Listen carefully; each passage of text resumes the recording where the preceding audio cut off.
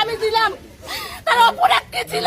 আমি লালমনিরহাট জেলাকে দিলাম এর অপরাধ কি? আমাদের লালমনিরহাট জেলা আওয়ামী লীগের দপ্তর সম্পাদক মোহাম্মদ সিরাজুল হক খন্দকার দ্বিতীয়বারের মতো আদালত থেকে জামিন পাওয়ার পরও কারাগারের গেট থেকে ডিবি পুলিশ তাকে আটক করে নিয়ে গেছে।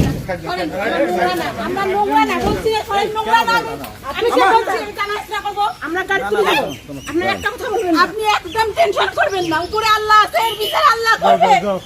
না আমার বিচার আল্লাহ করবে।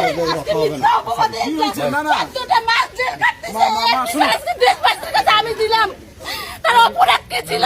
আমি লালমনিরহাট জেলাকে দিলাম এর অপরাধ কি? আমাদের অপরাধ কি ছিল? এর বিচার আল্লাহ করবে, আল্লাহর কাছে বিচার দিলাম।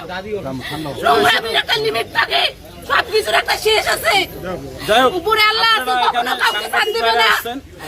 আজকে না 16 বছর, 5 বছর আছে। আপনারা জানেন গত 24 তারিখ আমি জামিনে মুক্তি পাই।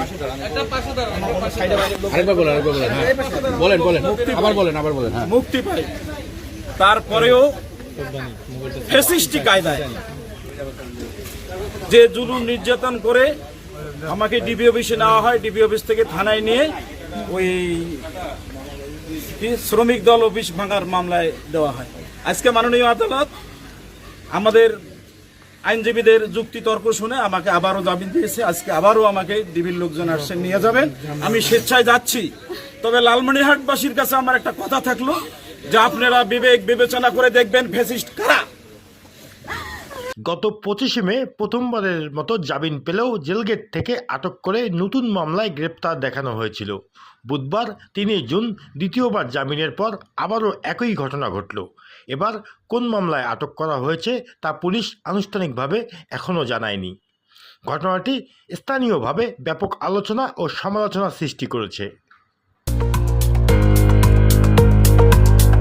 News desk, local news 24।